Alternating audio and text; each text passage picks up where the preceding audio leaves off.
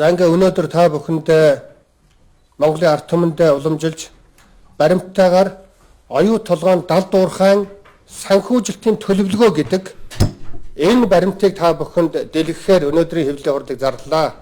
Энэ дотор монголчуудын минь эрх ашигыг онцгой зөрчиж 2048 он хүртэл Монгол улс оюу толгоогоос ямар ч татвар авахгүй, ямар ч ашиг авахгүй, мөн авсан зээлийнхаа хүрээнд хүнд нь авсан оройлтойгоо буцааж өгөхөөр ийм аимшигтай үг дуугүй бууж өгөх гэрээнд гарын үсэг зурсан байна.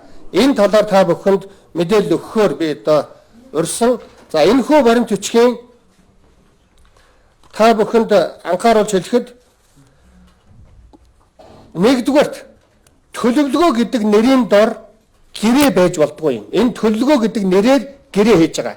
5-3 5-4 4-3 4-4 гэсэн заалтууд бол гэрээний заалт ард нь Монгол улсын засгийн газрыг төлөөлж Бямсаахан гэдэг залуу зурсан байгаа.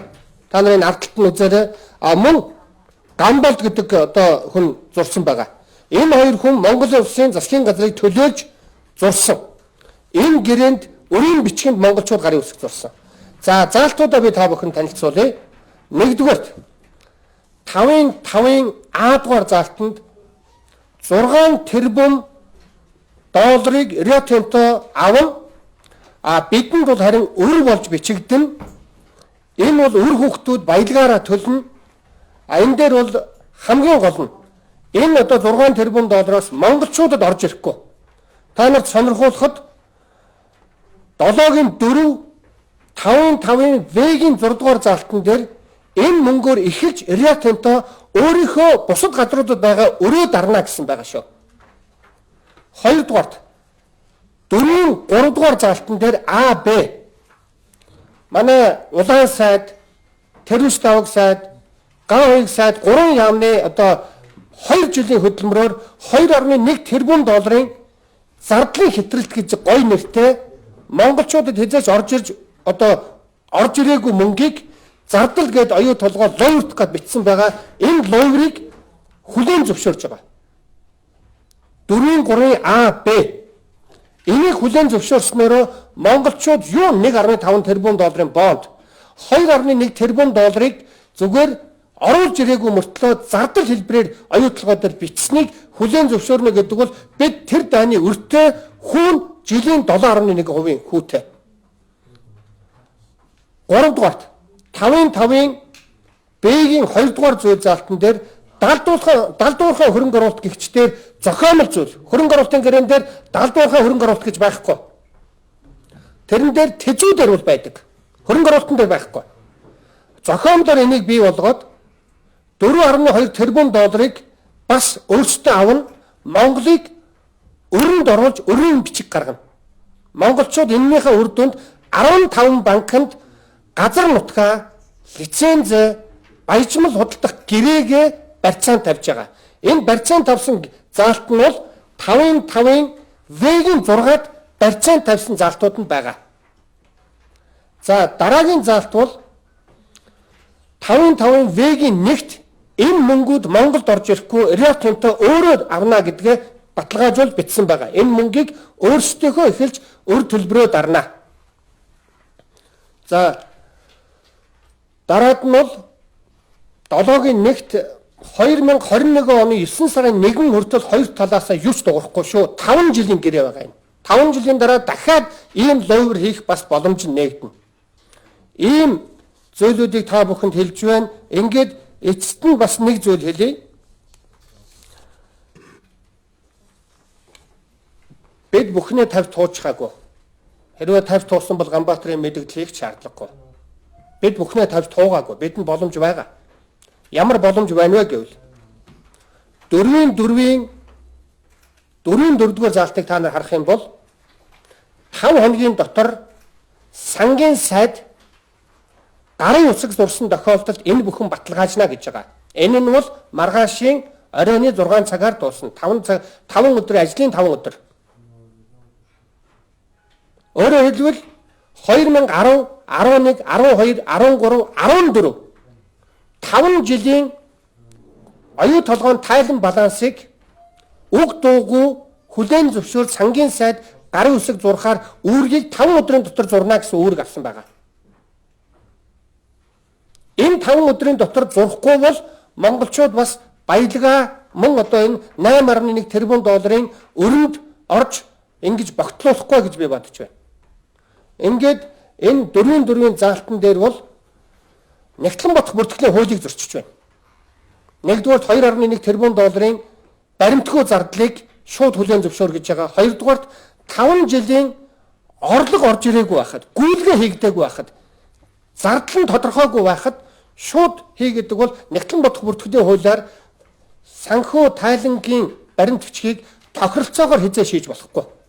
Энэ бол зарчмаа зөрчиж байгаа явдал. Ингээд бидний одоо ганц боломж бол их хурл дээр энэ асуудлыг ярих. Яг гэвэл хөрөнгө оруулалтын гэрээ техник эдийн засгийн үндэслэлийг их хурлаар баталсан.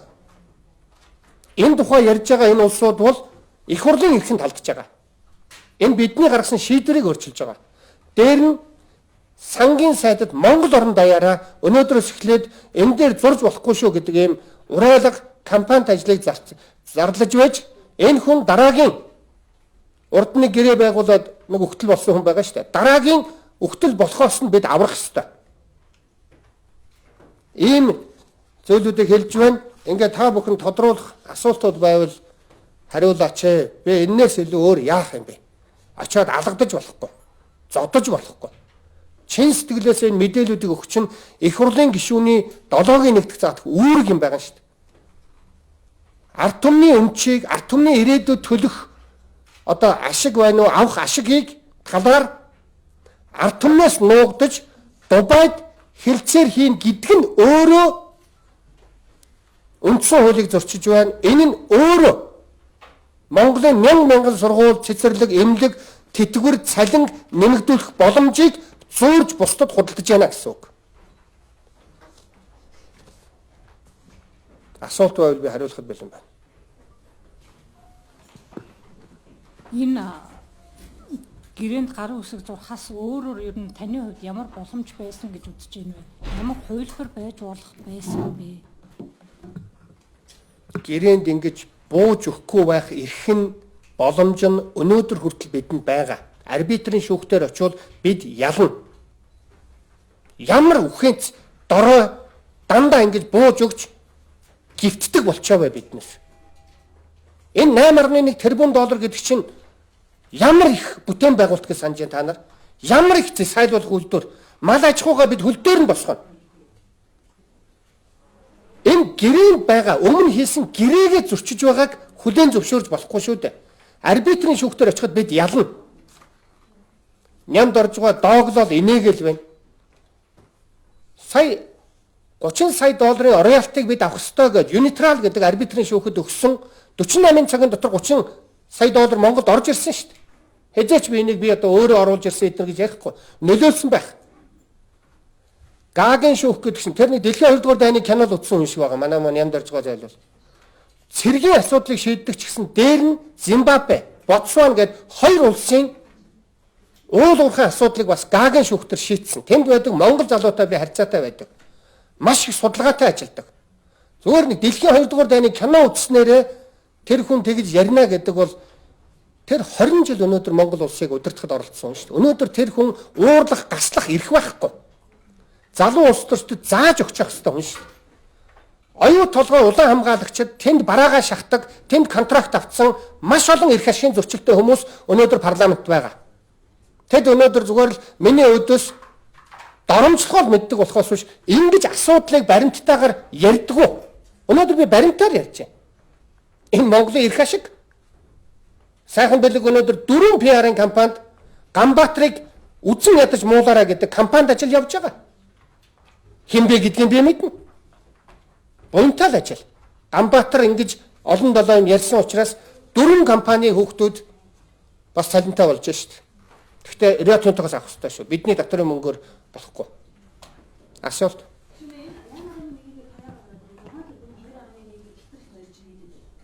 6 тэрбум дээр 2.1-ээ нэмжээж 8.1 болж байгаа шүү. А 4.2 бол 6 тэрбум дотроо орж байгаа шүү. 2.1-ийг итгэвч нэмэлтэй. Тий. Өөрөөр хэлбэл 8.1 тэрбум долларын тэгээ энийг хүү бодогдсон шүү дээ. Маш аюултай. Хүүнд бидний роялтыг аваа явчихна. 34% төлн зүгээр би дэлгэрүүлж ярихгүй байна. Бид маш их юм ярмаар. Зүгээр хэвлэлийн орол дээр богинохон яригдсан ба та нарт амар болоо гэж бодож байна. Гишүүнэ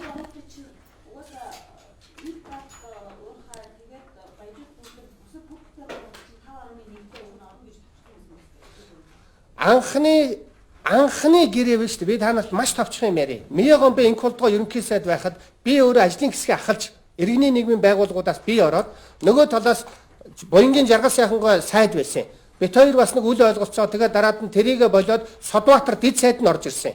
Бидний хоорондын бий болгосон гэрээгээр 2.7 тэрбум долларт оюу толгой хангалттай болсон. Энэ гэрээг би та нарт бүр цаасаар нөхч болно шүү. Баяжуулах үйлдвэр барина, зэсайлуулах үйлдвэр барина. Тэгээд дээрэс нь 68% татварыг авна гэж орсон. Ганцхан юмн дээр би буулт хийсэн. Би чадаагүй юм нь бол та нар 51% гэж яагаад 34%-ийг Монгол авахар болсон. Гэ 34-ийн оронд Ориалтыгаа аваач 34 буруу гэж яриад би дийлээгүй. Дээр нь нэмээд тэнд хот барина гэж хэлсэн. Хот дээр биднээс ялагдсан. Ийм одоо бодоход хоёр зүйл дээр бид ялагдсан, гурван зүйл дээр ялсан. Энэ гэрээг баяр гэж сайхан сэтгэлтэй хүн хаосны төлөө энийг зориулсан. Энэ бол юуных нь PR улс төр байхад миний мөрийн хөтөлбөр дээр оюу толгой гэсэн нэг ч үг байхгүй. Дарханд өрсөлдсөн миний мөрийн хөтөлбөр дээр. Та нар сайн ажиглах юм бол энэ хоёр нам за шударгаас гуруула. Оюу толгойг сайжруулна. 51%-ийг төр давна. Шударгаас нь бүр 100% төр давна гэсэн. Хаавэ?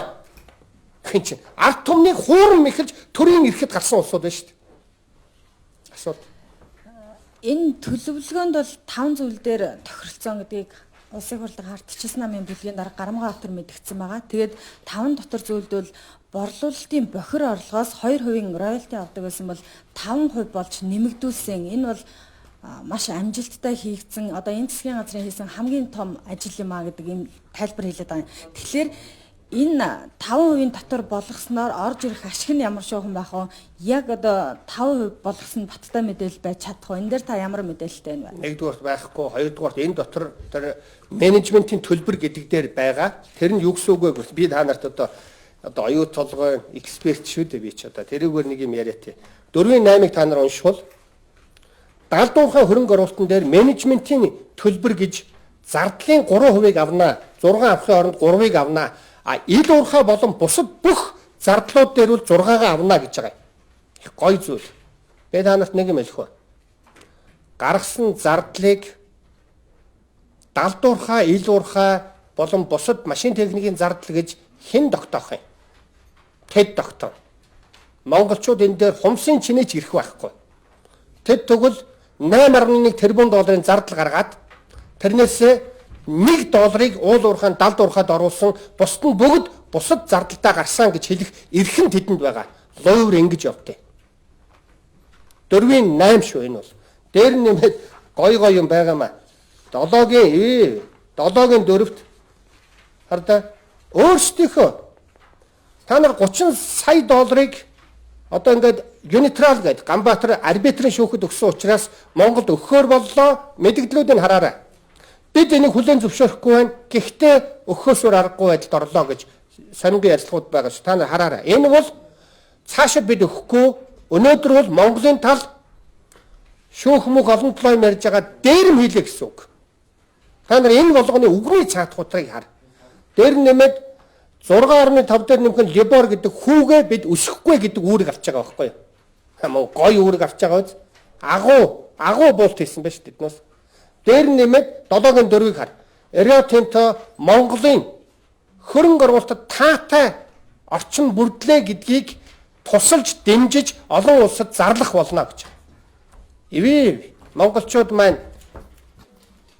сайд нар нь ухаантай л байна да. Би саяны зүйл дээр бол тэр 5% гэж юм энэ дээр юу ч байхгүй. Гарамгаа Баатар энийг юу ч уншаагүй. Одоо би 76 гишүүдэд тарааж өгөх гэж байна. Уншаагүй тэднээс. За ингээд та бүхэнд штэ татварын талаар би ярьж амжсангүй. 6.3 их найд төгрөгний буюу одоо 3.5 тэрбум долларын татварын зурчил байгаа. Тэрнээс 600 сая доллар нь баримттай, тэрнээс 130 болж буулгасан, тэрэн дараа нь 30 болсон, тэрэн дараа нь яаж нүдний булаа болж байгааг мэдж байгаа. Энэ бол олон татварын шудраг байцаагч нарын төлөө 5 байцаагч энэ дээр 2 жил ажилласан. Тэр 5 байцаагч өнөөдөр тавуулаа ажилгүй болсон явж байгаа. Дүүргүүд рүү, хөдөө орон нутгууд руу цөлөгдсөн байгаа. Энэ бол Монголын сайд нарын нүүр царай. Ингээд та бүхнийг өнөөдөр орцсон байгаа хөрөнгө оруулалт бол миний хамгийн сүүлийн сангийн амнаас авсан байдлаар бол 8.4 тэрбум доллар байгаа шүү. Одоо энд ярьж байгаа зүйл бол 7.1-ээр явж байгаа шүү дээ. Би 1.3 тэрбум долларын баримт нь байхгүй байгаа учраас би ярихгүй байгаа. Сангийн амнаас бол 8.4 гэж орж ирж байгаа. Энэ бол сар болгоно. Дээр нэмээ та нарт нэг юм хэлье. Өнгөрсөн жил 2 тэрбум доллар орчмын ашиг хийсэн. Энэ жил 3 сарын 30-ны байдлаар Rio Tinto-гийн та нар сайт руу ороод надаас материалыг аваарай. 462 сая долларын цэвэр ашиг хийсэн байгаа. Цэвэр одоо орлого оруулсан байгаа. Тэрнийх нь 53% нь алтны орлого. Жишээсээ илүү алтан өндөр үнээр худалдагдж байгаа. Алтан одоо их ашиг өгч байгаа. Энэ бол нэгдүгээр улирлын мэдээ. Би та бүхэнд одоо ер нь оюу толгой байна шүү дээ. Ганбаатар тэндээс 1 кг зис авахгүй шүү дээ. Тэндээс л биднээс тэтгэвэр, цалин, сургууль, эмнэлэг, үйлдвэр, ажлын байр бий болгоно шүү дээ. Одоо ГОК-ийн нуруу хугарлаа шүү дээ. Одоо 5 жилийн дараас эхлээд баяжмал нь одоо ингээд чанар нь муудаад эхэллээ шүү дээ. Та нар малчтаас татвар авчиж энэ багш нарын цалин өгнө гэж бодож байна уу? Энэ хувийн хвшлээс авчиж татвар нэмж 8 нэрийн бараанаас татвар авчиж энэ хүмүүсийн цалин тавина гэж бодож байна уу? Андуурал. Ийм байна. Миний хамт олон Монголын ард түмэнд дамжуулж өгвөл их л буян болно гэж бодож байна доо.